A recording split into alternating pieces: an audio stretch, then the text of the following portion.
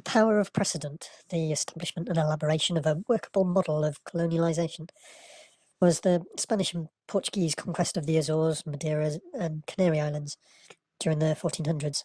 The native ecology was completely burned off and replaced by a European one, so much so that what was originally there is now completely unrecoverable. This taught the conquistadors, those former crusaders that had pushed back the more educated and refined and able Islamic world, and were now picking on Stone Age people, which did prove quite difficult, with a combination of them knowing their environment of caves so incredibly well, and their whistling beacon alarm system. But it did teach the conquistadors that they could go pretty much anywhere in the world and prosper, spurring further conquests, including the New World, via the Middle Passage, so crucial to the triangular trade, that ensured the maturation of capitalism and underpinned the elaboration of Enlightenment high culture. The shipping of slaves from Africa to harvest such staples of European life as sugar, cotton and tobacco in the New World. It built the investment structure of capitalism. Lloyd's of London grew from coffee house to international exchange on the backs of slaves.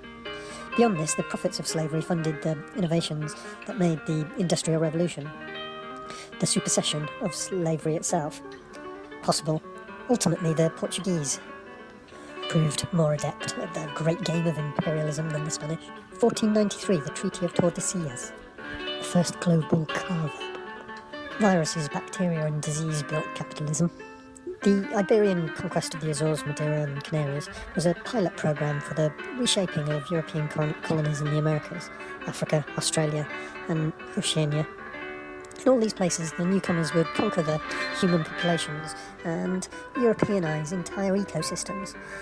They dared this because they had seen from the Iberian experience in the Canaries that European crops and herds would thrive in all but the most hostile, unfamiliar environments, and that the fiercest indigenous peoples could be beaten despite their superior numbers and home ground advantage. As a result, tens of millions of natives around the world would die. The Canary Islands' geography was also important as a stepping stone both to Africa and the Americas. Without Canaria, Spain would never have been granted access to the African shore, and thus the enslavement of its inhabitants by the Borgia Pope, Alexander VI. It was off the Azores that Juan the Colonist, that's Columbus to us, found the ocean currents that propelled him to what he termed the West Indies, and he also had much experience of Spanish colonialism, which he was later to apply to Hispaniola. Columbus lived for a time on Portugal's plantation island of Madeira, and its then ample population of slaves. He married the daughter of Bartoloma, an elderly fellow, Genoese, who had been a protege of Prince Henry the Navigator, and was the governor of the second largest island of the archipelago, Porto Santo. Columbus had also worked as a sugar buyer for the Genoese banking family of the Centurions, and must have seen slaves in the Canary Islands working on the sugar plantations, which he himself knew well. Genoese, Venetians, Amalfi, these were millennia-long trading posts of the Mediterranean slave trade. The Radhanites had established a worldwide network of trade. They acted as go-betweens, middlemen between Sephardic and Ashkenazic.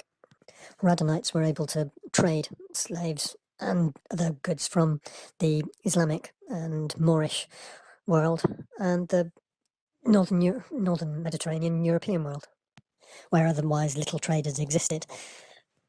From 1000 to 1400, the darkest of the Dark Ages perhaps, many of the eastern spices had just disappeared from Europe.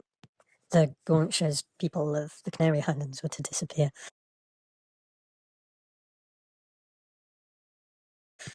Before the Enlightenment philosophies of the noble savage of oceanic people, French and Italian authors portrayed the native Canarians as innocents living in a new Garden of Eden, or Arcadians, When gold and silver coins were shown to them, they took no interest. They were equally innocent of the knowledge of weapons. They respected natural law. They seemed to know nothing of individual property, but divided everything up equally. They spoke a polite tongue like the Italians, sang sweetly, and danced almost like the French. Their houses were of wonderful contrivance. Their temple of oratory was adorned with the image of a man sculpted in stone, javelin in his hand. They were genetically descendants of the Berbers of the Atlas Mountains in Morocco that had managed to repel Roman rule, but since arriving lost the use of a boat.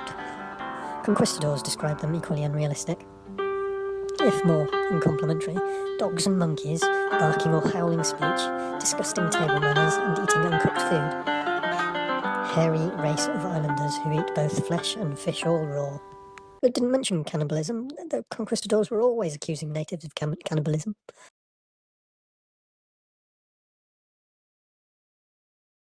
In the Garden of Noble Maidens, a collection of homilies, the barbarians are those who live without the law, the Latins, those who have law, for it is the law of nations that men who live and are ruled by law shall be lords of those who have none. Wherefore they may seize and enslave them, because they are by nature the slaves of the wise. This is different from previous excuses for enslaving Muslims, that captives of war forfeited their liberty on Roman precedents. But in the Holy Land 2 centuries earlier, the Moors were clearly less barbarians than the Christians crusading against them. Much more advanced culture. The Moors, the Islamic world, the trouble for all concerned was that the native Canarians did have laws and religion too, but it was more sun worship and animalistic. Naturally enough, they worshipped a volcano. Though when a king died, the head warrior would jump off a cliff with the king's intestines to keep it company, I guess, in the afterworld, while the mummified body was put inside the clan's traditional cave.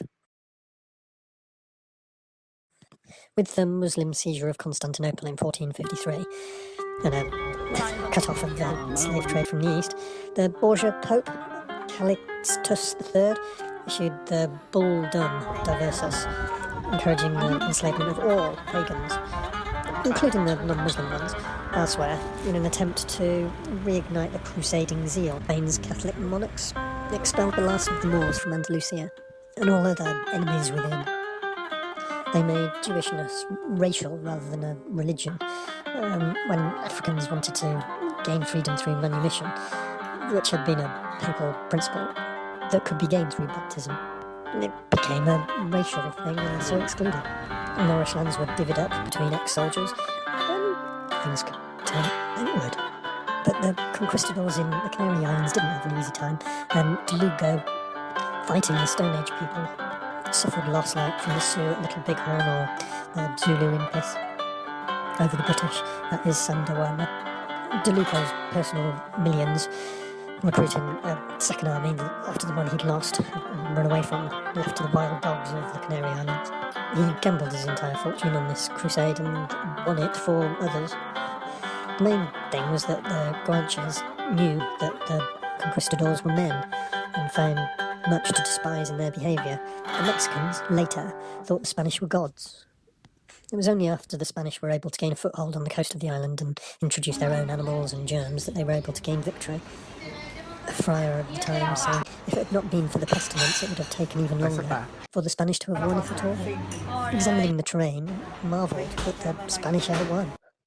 Early domestication of livestock was one of the keys to Western civilization's later world domination, as contact with such animals meant their immune system were less naive than those of others they were to encounter, and Westerners also had a larger repertoire of diseases which they could infect these others with, intentionally or otherwise. Superiority, simply because it successfully exterminated so many other better societies, are simply putting the argument of a smallpox-laden blanket. The racism that Ferdinand and Isabella of Spain originated to justify their enslavement and colonisation in Africa and the New World has brought havoc through history. And the emphasis on investment and the rational development and exploitation of resources, human slavery and sugar and tobacco became the plantations of Madeira and the Canaries, potentially linked rising capitalism and imperialism. There is one thing lurking here as well. premature modernist arrogance, a belief that exists already in the form of traditional cultures, must be swept away at the convenience of the vile aggrandissements. What the self-interested hucksters promoting them call progress and Western civilization, Islamic offered on more advanced culture than Crusaders could offer.